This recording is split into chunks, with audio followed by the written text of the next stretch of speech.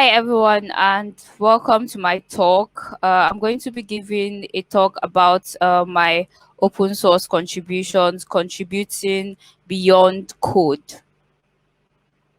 So, about me, I'm Ruth Ikega, and I'm a backend developer, and I'm also a technical writer, and I'm also a GitHub Star. So this talk is going to center basically on my journey and how I've contributed to open source beyond code. But I also want to, introduce what open source is to you if you do not know about it, and give you like a background knowledge of what open source is. So when a project is referred to, or a software is referred to as open source, it means that this software is freely, the code is free, the code base is freely available, and it's under a license, and you can make permission, there are permissions to make edits, to fix bugs, alterations, and enhancements to that software or to that project, right? So basically, in this talk, I'm not going to be really talking so much about how to contribute to open source, although I'll be having, like, you can catch up like the workshop I'll be having in this event about contributing, guiding you to contribute to open source. So basically, there are different ways to like contribute to open source, which involves code contributions, documentation, organizing, and a whole lot to do in the community.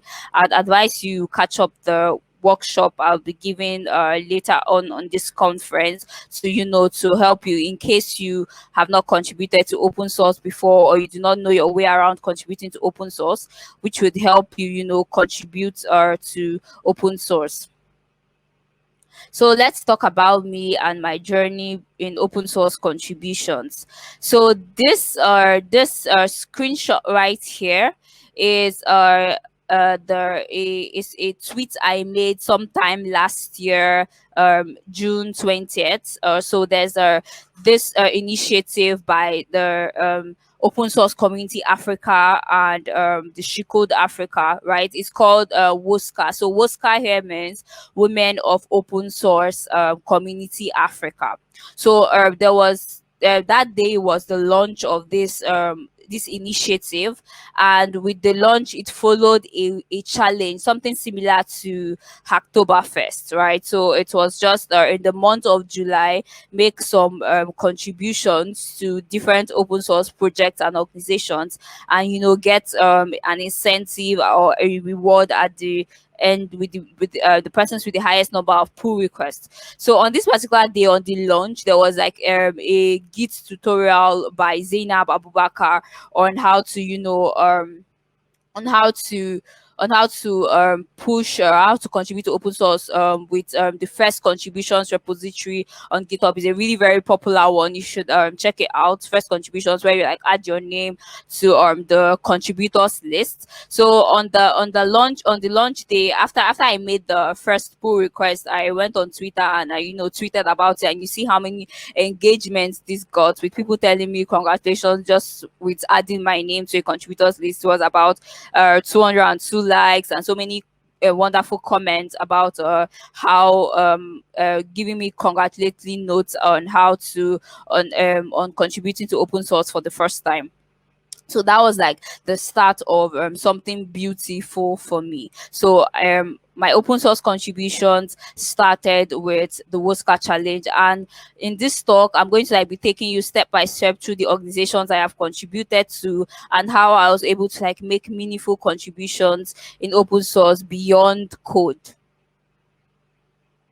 So, like I said, the step-by-step contributions, I'll start with the first organization I found, which is the GNOME community, right? So, with that challenge, there were also resources, getting started with open source, and organizations you could contribute to. So, some communities were listed out which you can get involved in, which is one of it is the GNOME community. So when I got involved, I joined the Rocket Chat channel, right? And Rocket Chat was really very new to me. I was just barely 3 months into code, and the only communication channel which I knew that was different was Slack, right? So with Gnome, I had to join the Rocket Chat channel, and the first project I encountered in Gnome was the Scalable Onboarding project. That project is a project to check out improve the onboarding process in Gnome, and try to like improve these old processes that do not favor beginners, right? So that was like the first project in Gnome I got involved in, and it was not about code. It was about people coming in, bringing up ideas on how to improve a process in Gnome, in the onboarding process in Gnome, right? So from that project, I also participated in the extensions rebooted initiative, and shout out to Sri. Sri has like Siri in Gnome has like he's also called the Gnome uncle, right? So he has been so amazing. He was so amazing with helping me understand some basic concepts around the Gnome community, right? So getting involved in Gnome started and paved a way for so many other involvements in the open source space. So from Gnome, I moved around that period of July, when I was doing the Whisker challenge like I talked about earlier. I found out about the Layer 5 community, which is a service mesh organization. Right. So in this community, like looping back to me saying I was just 3 months into code, I didn't know anything about service meshes, right? So here I was able to contribute to the onboarding team. Right, I was able to also make a space for newcomers. In the Layer 5 community, I try to help onboard newcomers. I get involved in moderating newcomers calls, and I also help out around the community with little tasks that did not really involve code, right? Because at that point in time, I had just little knowledge about what I could do around code. So another community I really participate in is the chaos diversity and inclusion working group, right? So now this I got to know about the chaos diversity and inclusion working group from a meeting with Sri from Gnome. So I involved myself in this working group, and we tried what chaos is about. We like analyze metrics, open source metrics, and create metrics. And the diversity and inclusion working group has been doing a lot with creating metrics as regards diversity and inclusion. So all this most of these projects I've listed out here are like they are beyond the code, which means there's a whole lot of ways you can contribute to open source without actually having to write code, which is a really big scare for a lot of people contributing. When you hear open source contributions, they're always scared about breaking large code bases and the rest. So now with contributing beyond code, with these organizations I have contributed to, these are the skills that I am proud to have gotten so far. So one, which is, I'll talk about them one by one, which the first one is empathy.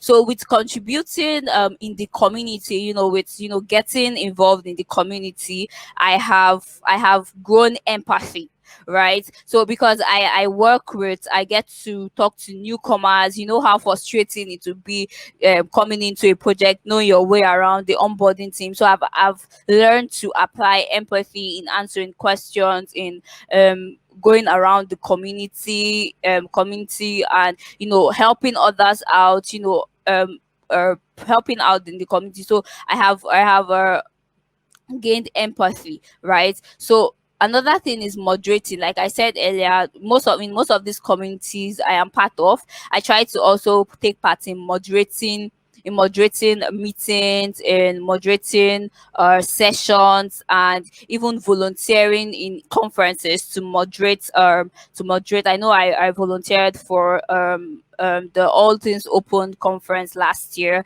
and I think I moderated for like a 4 hour straight period. So also I have gained public speaking skills, which in turn links back to moderating, right? So I have been able to I started applying to conferences to talk about beginners, to talk about the open source communities, how to onboard beginners, advocate for beginners. So far I have been speaking at conferences, and that is a skill I am really proud to have. So another thing is documentation, right? So aside